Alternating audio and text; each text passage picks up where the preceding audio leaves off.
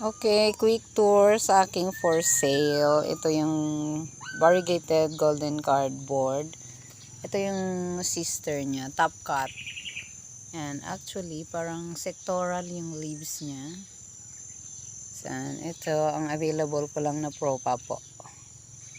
And then, ito naman, aking unfold. Yan sila, pot number 1, pot number 2. Black and mint, yan po ang mother niya ay black, mint yung pollen. So parang may combination na. So ayan siya. Then ito pa another black series. Ayan siya. Ay, maganda yung leaf. May lalabas siguro ito na mint color. Ito kapatid niya, how surprising, green siya. Or parang minty. Ito din parang yellow. And then, ito yung pinakamalaki sa kanila. Yan siya, unfold na yan. So, maganda for crossbreed. Ito yung ano nila. Yung pollen, dyan nagmula. Tapos yung nanay, ay iyon. Iyon ang nanay. Black dragon ang tawag dati. So, ito. Ito available rin for sale. Ayan, gandara. Kaya lang pricey. Saan pa ba? Sandali. Ito yung another kapatid. Green siya na compact. Pero parang may naga something copper. Copper-ish.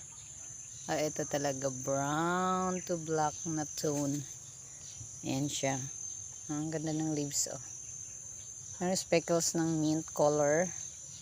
Ayan yung new leaf niya. Pag mature, ganyan ka dark. So yung pot ganyan kalaki. Ito kapatid rin niya, taga lumaki. Hindi sila sabay lumaki.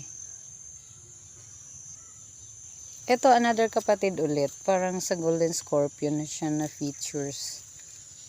Green siya pero may pagka minty. Ito dying, ito dying. And then, ayan, yung mga kapatid niya. Ayun, isa. And then yun. Yung iba naman nandun. Malayo. So, yan lang muna dito.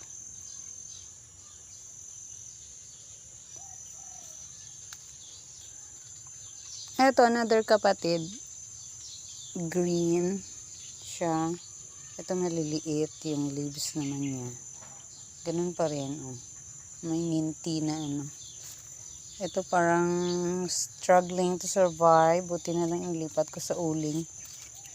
Pero I don't know kung maka-survive siya. And then yung sa ibaba. Ayan, kapatid din niya. Ito rin, kapatid din niya yan. Ito kapatid niya. Ayan siya, magkaiba sila. Ito parang wave of love na. Ito maganda din siya.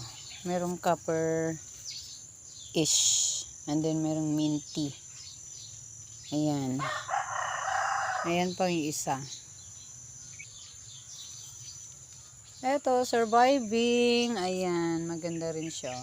Interesting. Ayan, another kapatid. Virus po yan. Parang Indian variegation.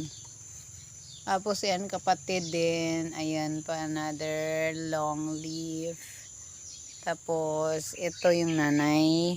Struggling. Kapatid ng nanay yata ito. Sandali. Ito yung nanay. Napabayaan ko kasi. Yan siya dati. Black yan na malalapad ang dahon. Ayan na 3-leafer na lang. Hopefully mag-survive siya. May available din ako na propagation mula dito. Ayan po, dalawa malalaki na. 750 each siguro pwede na yun siya. Ito rin kapatid nila parang broad leaves yun compact. Ang tagal lumaki. Ang ganda pang crossbreeding ulit. At least dito alam mo kung saan yung mother niya at ang kanyang possible na donor ng pollen. Kaya, ayan, sa may gusto. Ito yung pollen donor, ayan. Diyan ko kinuha. Konti lang yung lumabas. Iilan lang. So far, hindi ito namumunga pa. Namumulaklak. Parang once a year lang. Naitanim ko na ulit sa uling. Ayan siya. All time na. Okay. Sana may bumili. Just PM me po. Salamat.